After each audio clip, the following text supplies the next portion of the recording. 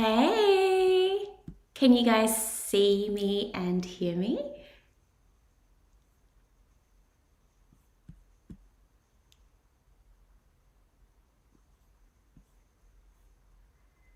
Let me know.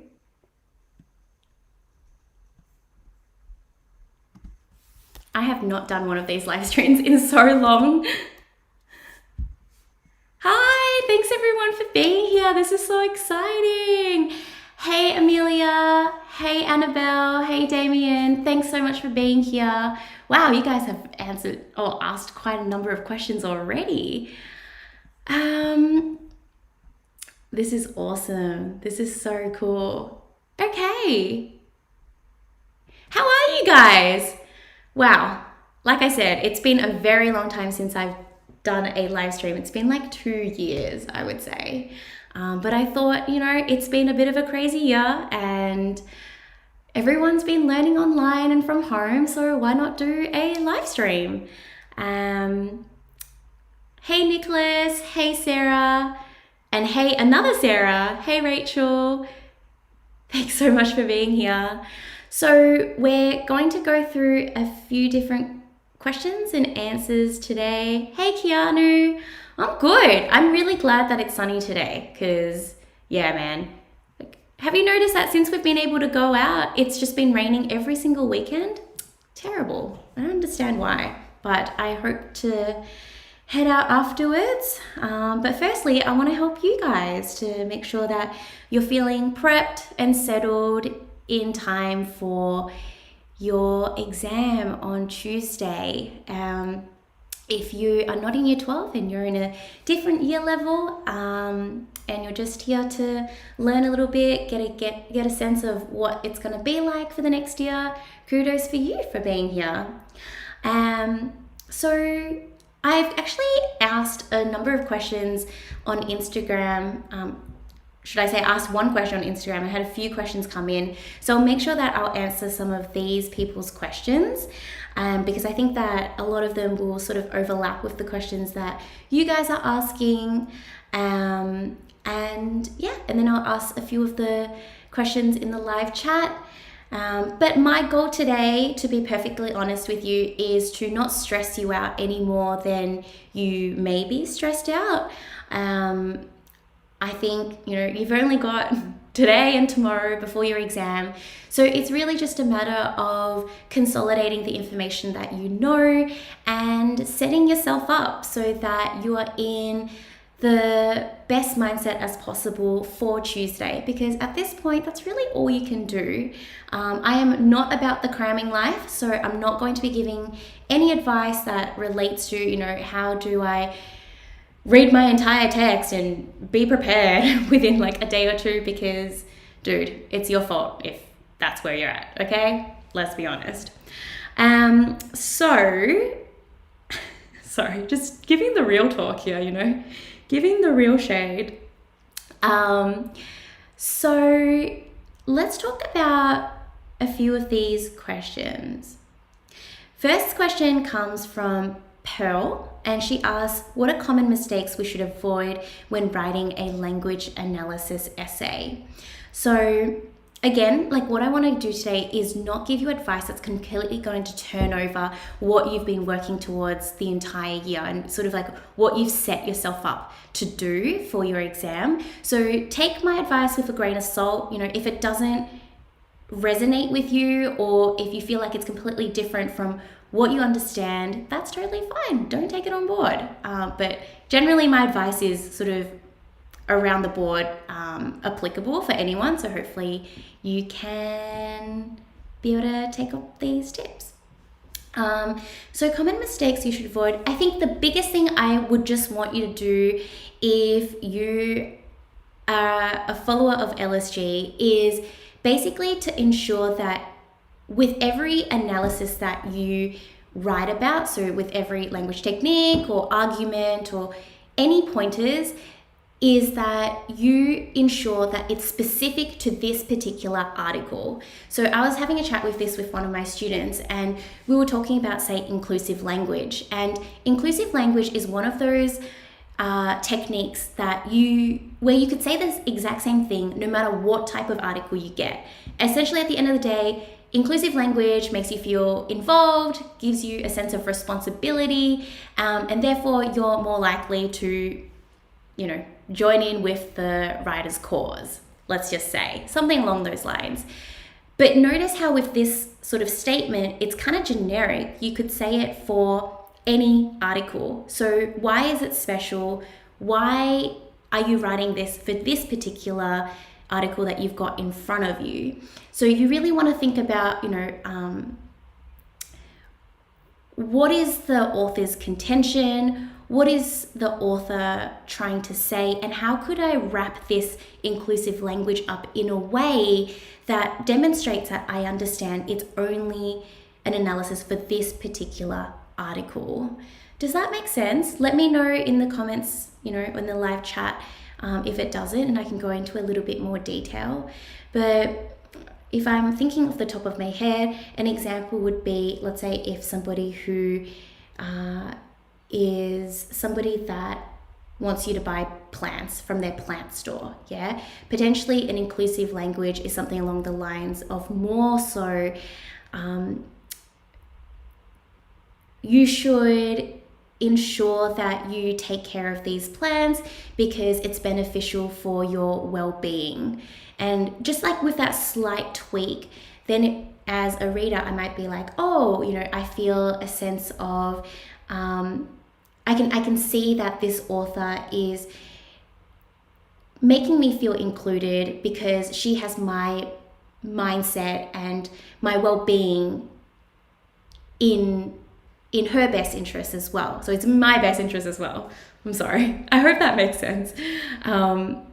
It's always a little bit hard when you don't actually have a tangible example right in front of you.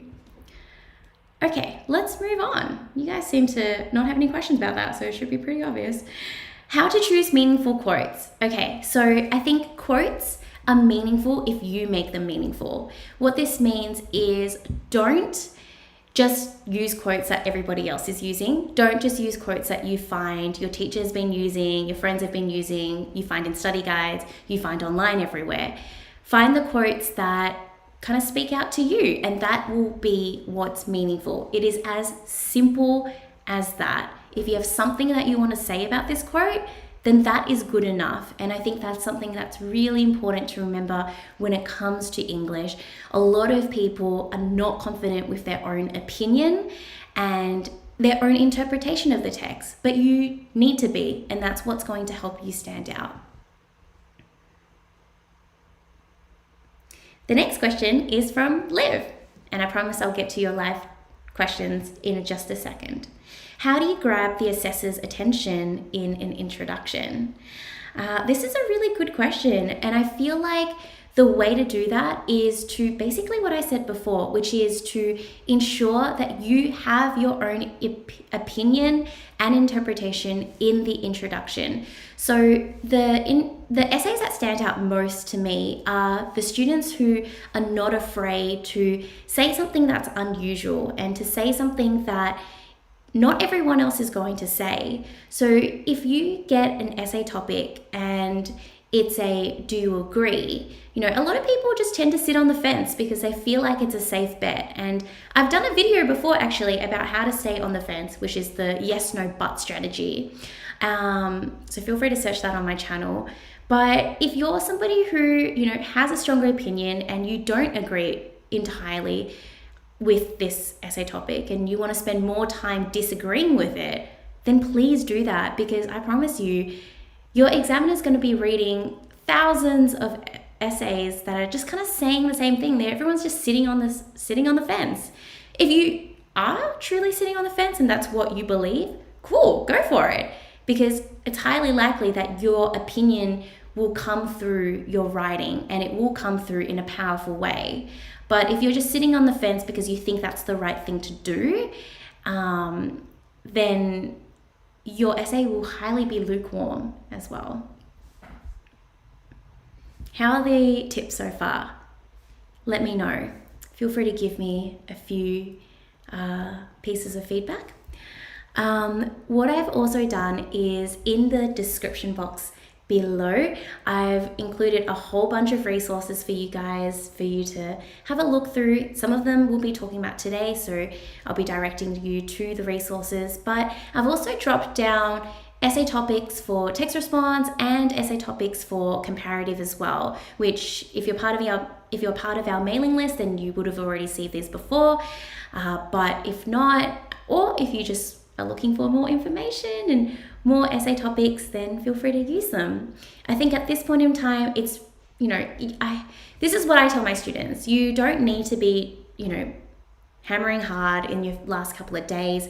If anything, today should be sort of like your final day where you do a lot of the legwork. So if you've got any essays you want to finish off, if there are any essay topics that you want to write plans for, then do them today. But honestly, tomorrow, I think it's a good idea for you to just take a break. Just take some time out, give your brain some breathing space, allow yourself that time to rest, because resting, while it doesn't feel productive, is productive in the long run. It's a way to help you,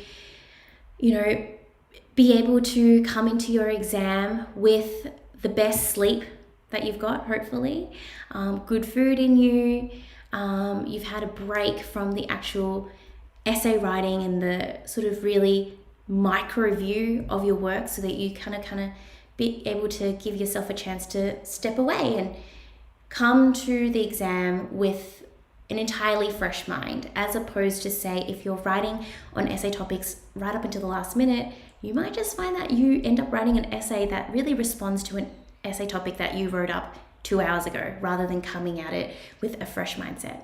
True?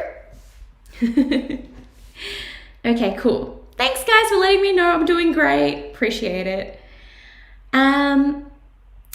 Art Sinet says, what's the quickest way to annotate a language analysis article? So with what I was saying before, I think by this stage, hopefully you're at the point where you know sort of your system, right? But I would say the thing to remember is just to streamline your processes. So what I did when I was doing my essay was I would highlight all the ideas that were, I would highlight all the same ideas together in the one color. So let's say I had blue. If that one idea or argument came up several times throughout the article, I would highlight everything in blue. And that way, when I came to writing my essay, I could just see, okay, for my first paragraph, it's going to be about idea blue. And I could just like skim through my article and find the pieces of information really quickly. That was the way that I systemized it for me and made it as streamlined as possible. So for you, it may be the same thing, it may be different, but think about how can I streamline this so that it's a time saver for myself. Hey Rachel. Hey Sunny. Okay. I just wanted to say hi to you guys because, thank you again so much for being here. I really appreciate it. If you are in year 12, by the way, I just wanted to let you know that Lisa's Study Guides, we're actually looking to expand next year, which means that we're not necessarily only going to give advice only for VCE. So LSG is, is going to start talking about broader topics that are going to be available for even students in uni as well. So, I've done a little bit about this stuff in the past. I've talked about resume writing. I've talked about my own little experiences, but I think these could be incredibly helpful for you in the future to come. We're going to be talking about broader study advice as well. So I think when you're in university, it could be really helpful for you. So make sure you stay tuned, and if you're not already subscribed, then hit that subscribe button. Okay, so moving on. Let's answer some of the questions that we've got here. I'll go up to the top. Okay.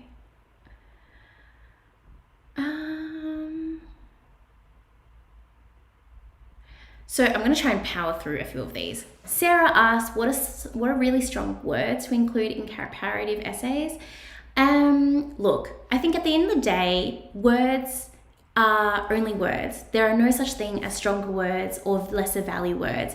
What's important is what you're trying to say and that you're using the words that fit what you're trying to say. So if you're trying to just, amp up your essay by using strong words, whatever that means, you know what I mean? Like, what does a strong word really mean?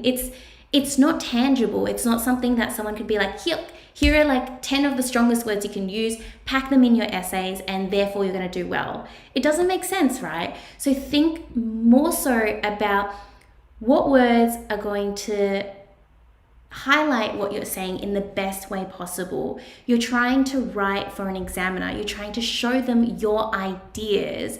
You're not trying to show them, the best words that you know. So keep that in mind. I don't think that it's necessary for you to think about what the strong words are. It's more so, how do I write my ideas in the best way possible? Focus on that and you'll naturally be able to find the best words for you to use. Trust me. Second one is geometrical. Do I need to indicate what I will discuss in my body paragraphs in my introduction? It's a good idea to at least signpost. So, having your contention, having your 3 sentences that signify what each of your 3 body paragraphs will be is always a good idea. But that is a rule that can be broken. So I think if you're a student who works well with rules, then yes, is the short answer. You do want to indicate what your body paragraphs are in your introduction because that signals to your examiner what's coming up next.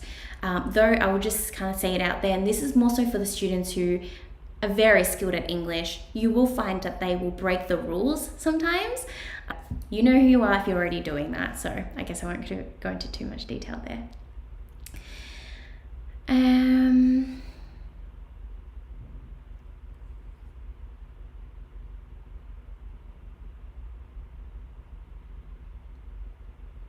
Okay. Amelia asked, what's the best way to embed quotes? I actually have a study guide or a blog out there for you. It's called How to Embed Quotes Like a Boss. So feel free to read that. And again, it's just in the description box below, hopefully. What else? Common tone words to use. I also have a 195 tone words list. I think at the end of the day, you sort of need to figure out for yourself what tone words you want to use. I think there's no point in me really giving a bunch of tone words because highly likely that 50 of you will use the same thing in your exam, and then that's not really going to be helpful for anyone, right? Okay, what else? Jess Lou asks, should you proofread after one essay you've written, then moved on to the remaining, or should you proofread all of them at once? I personally proofread all of them in the one go because I wanted as much time possible writing, and I didn't want to risk my writing time at the expense of proofreading. Hixie asks, if your text response in part A is a film, what is more important out of quotes of film techniques? Honestly, they're the same. Film techniques or quotes, they're all pieces of evidence. So you need to have a combination of both. Annabelle asks, what section of the exams do you think we should start with? I think start with section C. It is a section that's cold material, which means that it's likely that you want to start with as much power in your brain as possible while looking at something that is unfamiliar. Whereas when it comes to your text response and comparative, highly likely that you've come across the themes, the ideas being discussed. So as your sort of power in your mind runs down over the course of those 3 hours, I think it's easier for you to write about the things that you know rather than something that you don't know, which is why you should have it at the start. Cool. Any tips from Annabelle about remembering quotes? I actually talked about this in one of my latest videos, which was about tips on memorizing essays. So definitely go have a watch of that.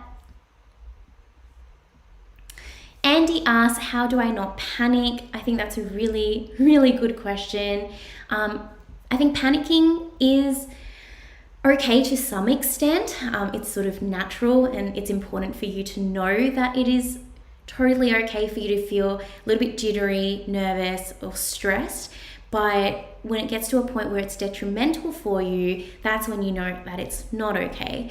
So I think hopefully by now you sort of know of some ways that sort of calm you down.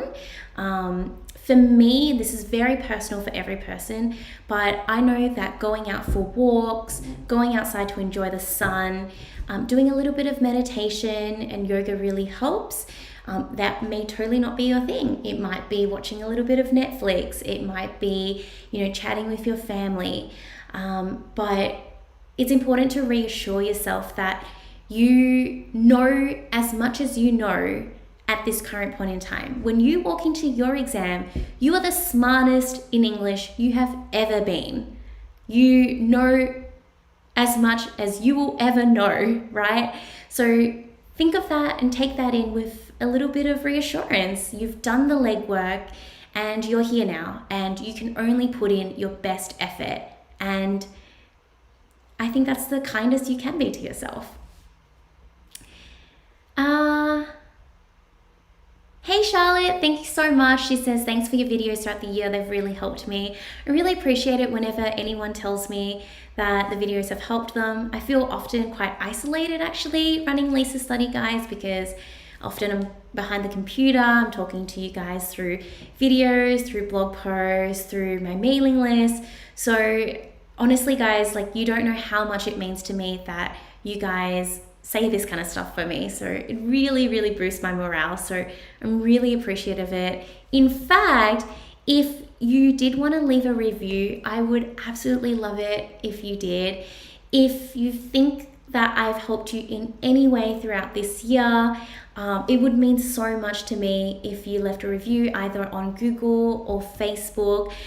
We don't do any advertising, we don't hard sell people on the things that we do. We just sort of put everything out there and encourage people to use what helps them. So if you wanted to find a way to say thanks to me, then this is definitely a way to do so. It'd be a way to say thanks to basically everyone who runs LSG behind the scenes and also our tutors. So yeah, thank you so much guys. It really means a lot.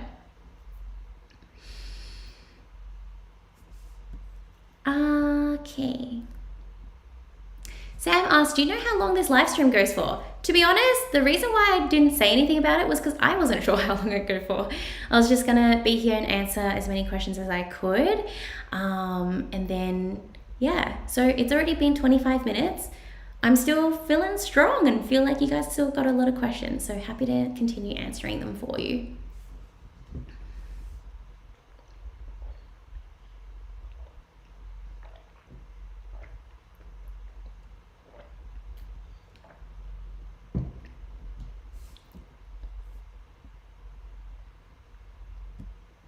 Just having a read through of your questions now.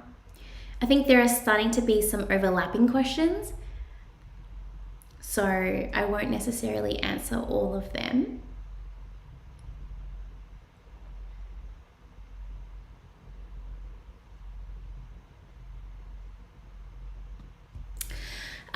Bugzoo asks, how do we deal with stress during the exam if it is affecting our thoughts and clarity? I think that's a really great question.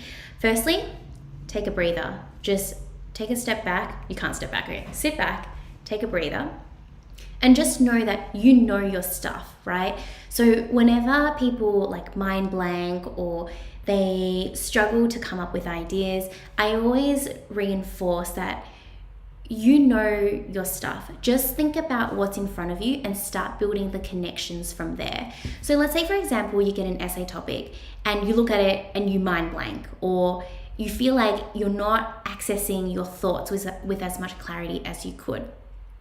Take what's tangible in front of you. So if there is a keyword there that links to a certain theme, so let's say you're talking about the theme of racism, then in your mind works as lots and lots of connections, right? Think about what racism connects to. What other themes does it connect to? What characters relate to the idea of racism? And slowly you build out your ideas and you start thinking about everything else that you know about this text, which is already in your brain. And that's kind of like a way for you to, I guess, easily tap into what you know, as opposed to just freaking out going, oh my God, racism.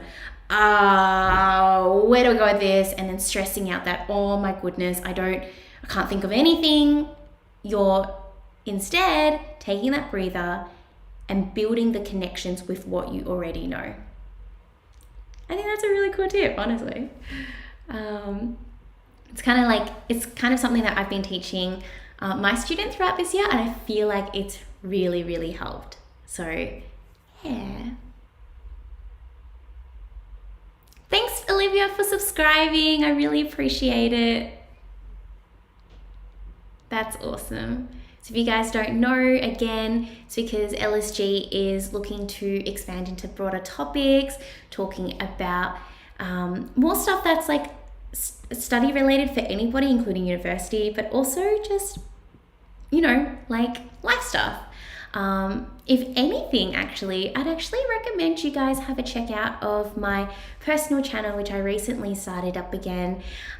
It's sort of more like life advice. It's funny because people call it Lisa's survival guides, but it's basically kind of stuff that I think has really helped me over the past few years. I've purchased a couple of properties, which is really cool. I talk about finance and business, and yeah, like if you're interested in that sort of stuff, then definitely hop over to my personal channel, which I've linked in the description box for you.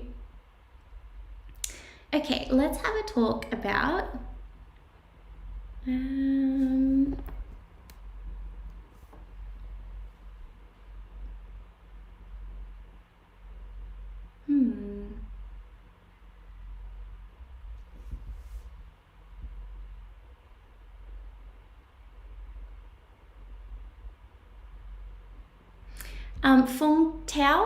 Feng Tiao asked for EL, what section would be more beneficial to start off first? I still think section C. And that's for the reasons that I discussed before.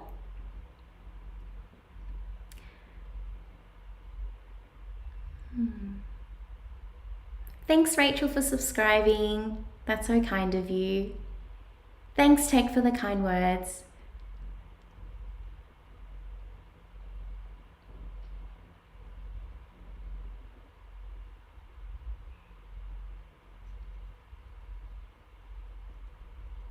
Thanks, Yash. The real estate video goes hard. If I'm being quiet, it's just because I'm reading your questions and just seeing which ones I should answer. Re-asked, do you recommend the block or integrated structure for part C? Integrated structure, block.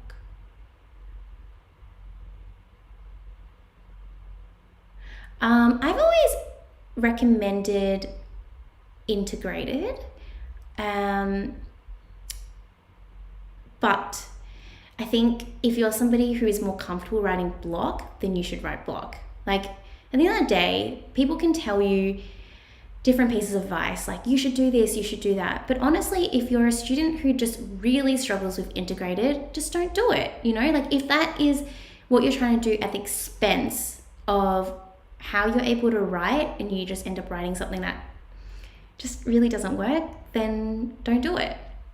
I've learnt this over the years tutoring my students. Like, you can give your recommendations, but at the end of the day, every student is different in how they write, and some students will perform better with some structures than others. So just know what works for you. I think when you think about it in an intuitive way, you're more likely to do better as well. because then you can focus on the actual writing and trying to put down your opinion on paper, which is what matters the most. Do you recommend comparing? This is actually a point of discussion where a lot of people are confused about. Basically, in your exam for language analysis or analyzing argument, you don't necessarily, it's not part of the criteria for you to write comparative points. But having said that, I personally think there's no harm in at least referencing a couple of comparative points. I think it's powerful. I think there's something in it where if you can compare two different articles and how they're different, you're demonstrating something that a lot of people aren't demonstrating. But at the end of the day, you don't need to like compare to the point where you're stressing out about the comparing. You know, just compare 1 or 2 points and leave it at that.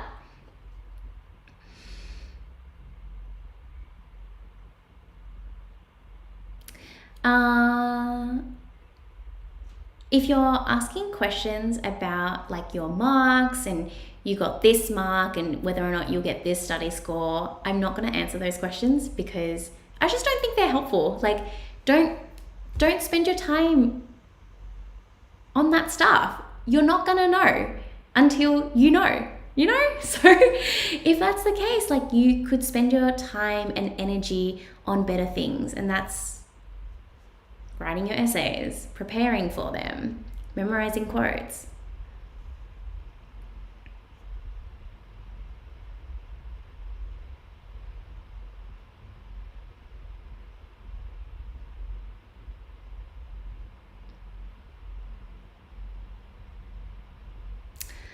Do you have any sentence starters for section C? I'm pretty sure we have a blog that includes a bunch of sentence structures for you. So have a look at that. If anything, you could maybe try to look at our ultimate guide to language analysis, and highly likely that you'll be able to find it from there.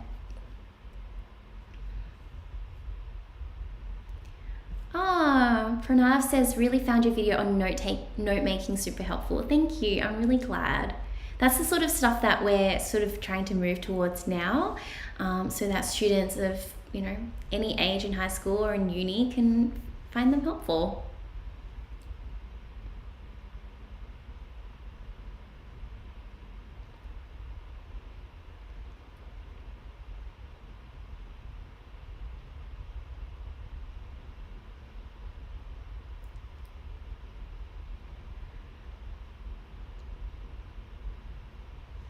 Cool.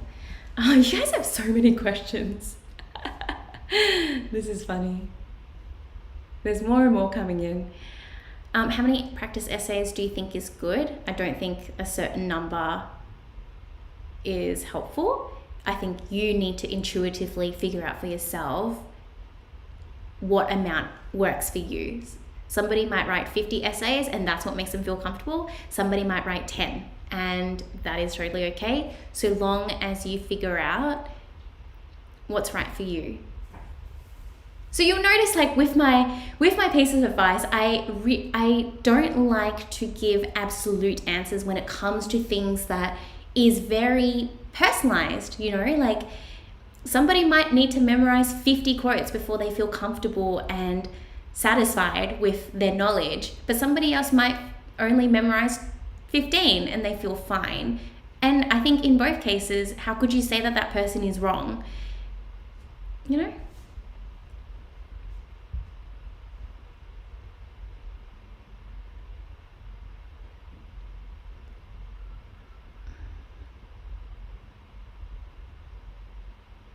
Thanks, Amelia. Appreciate it. She says, take your time.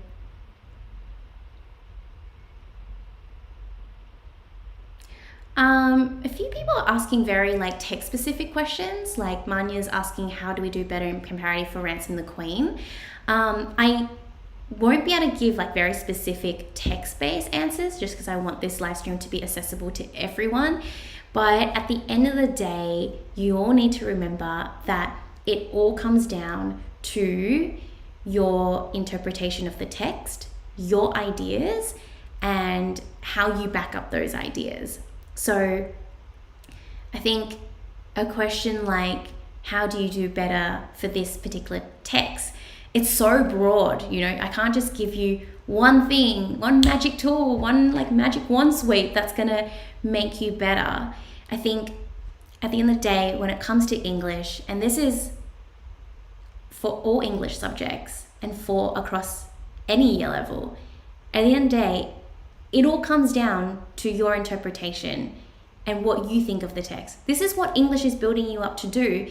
English is building you up to think for yourself, to have your own thoughts, to be comfortable with those thoughts, and to be able to back them up with evidence. So if you see Achilles, who's a character in Ransom, in a particular type of way, and you empathize with him, make sure you back that up with examples and be confident with what you're saying.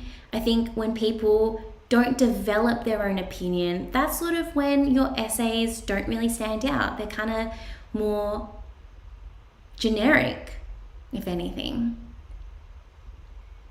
Thanks, Anthony. Nice plants. Yeah, I have a lot of plants. I became a plant mum over the past couple of years, and even more so during COVID.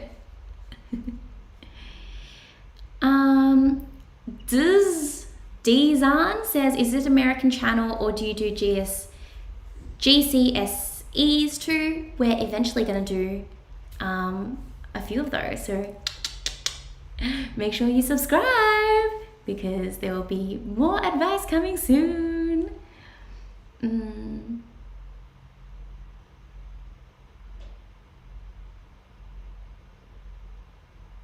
Sai says, thank you, Lisa, for your tips. They're really helpful. Thank you so much.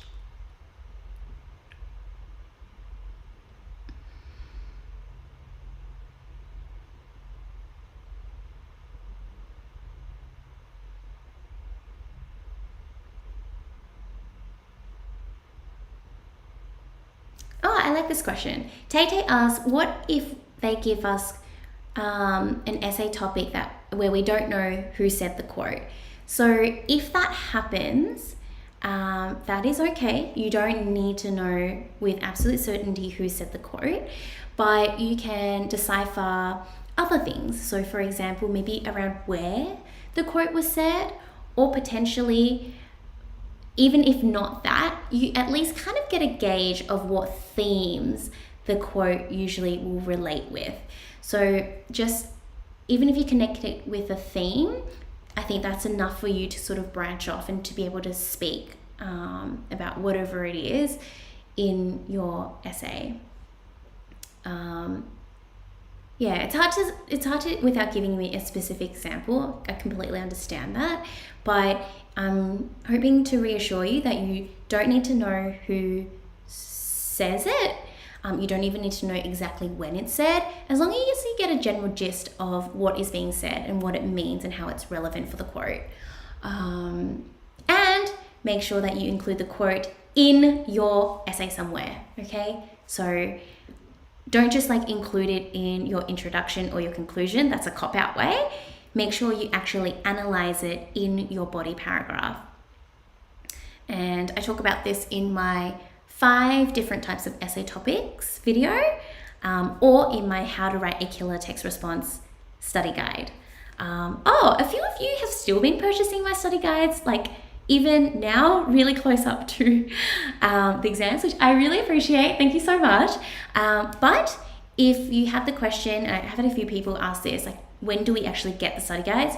You get it instantly. So as soon as you purchase, you have access to it. So that's just, if you're somebody who's looking for a little bit more extra advice or just seeing what's out there, then you can head over to my website and to the shop page and you get your study guide straight away.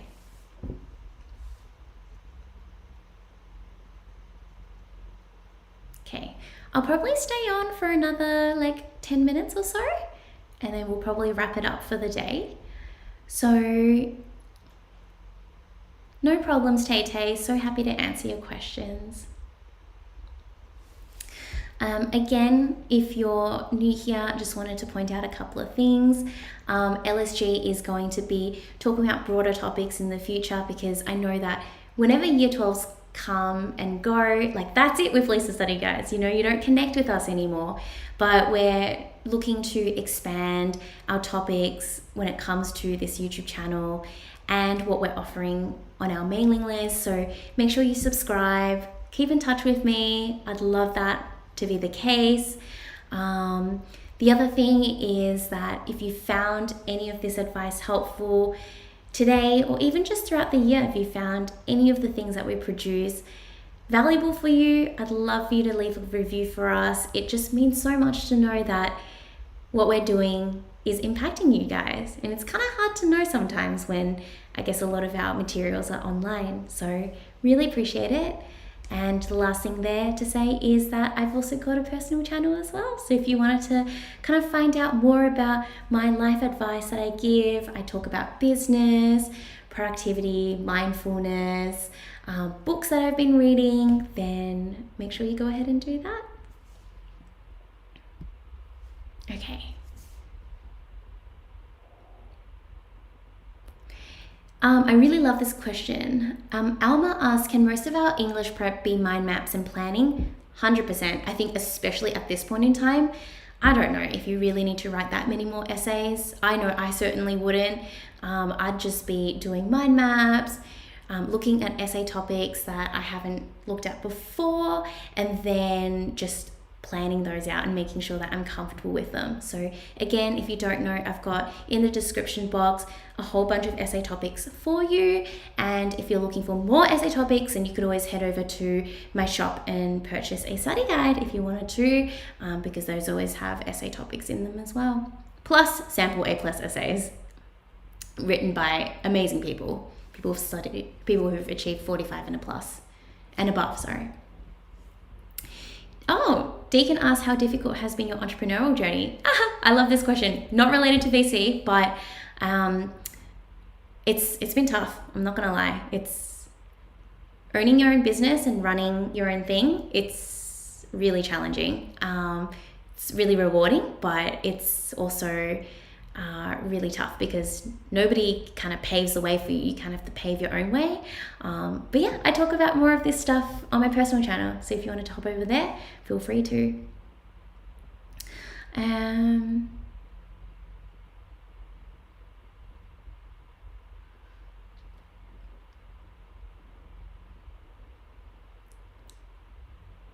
Vin asks, how much time do you spend on argument analysis and text response?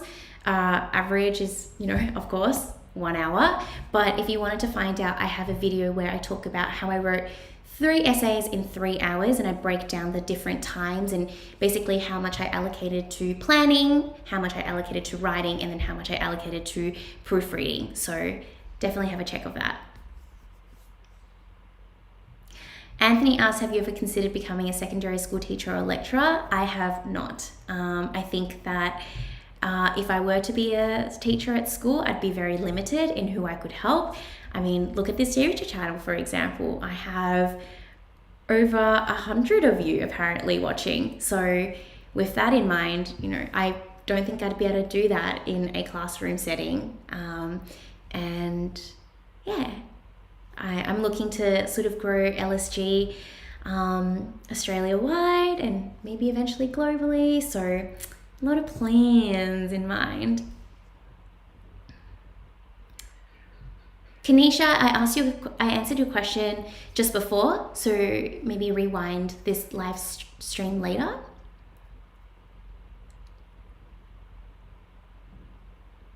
Asha, I also answered your question before, so have a review of this live stream later. Vanessa, same thing, answered it before. Thanks, Sweet Jazz, really appreciate your kind words.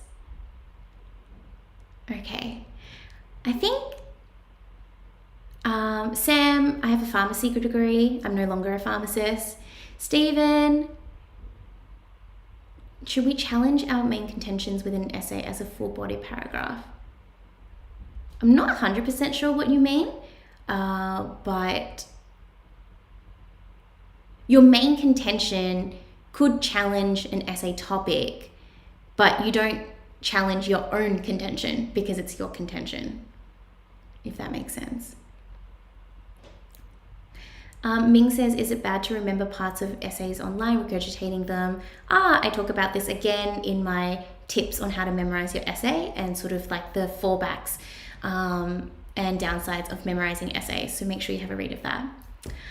Okay guys, I think I'm going to leave it there. I'm starting to get repeated questions, so I think what could be valuable is for you to go back and watch this live stream and have a watch of the questions I answered before. I wanted to wish you good luck. I think you guys are so amazing for basically just living through this pandemic in 2020 and putting in your best effort. I think it's really, really admirable that you guys have been able to do this and you've kept your head up high. And I hope that, you know, Lisa Study Guides has really been able to support you this year. And if you found us helpful, again, don't forget to leave the review, but share what we do with everyone. You know, if you've got friends, if you've got siblings in the future, we're still going to be around, so I would really love your help. We're working on some really cool stuff. We're working on an app behind the scenes as well. So yeah, it means so much to me that you guys are here and that you will stick around if you do decide to. Enjoy the rest of your day, and I think it's such a beautiful sunny day. Make sure you take the time to go out, you know, embrace some vitamin D. It will do you some good. And yeah, let me know how you guys go in your exam as well. I think you guys are going to do great. And if you've been here listening to my advice throughout the year, I know that, you know, you've got some good stuff up your sleeve, basically. Thank you so much.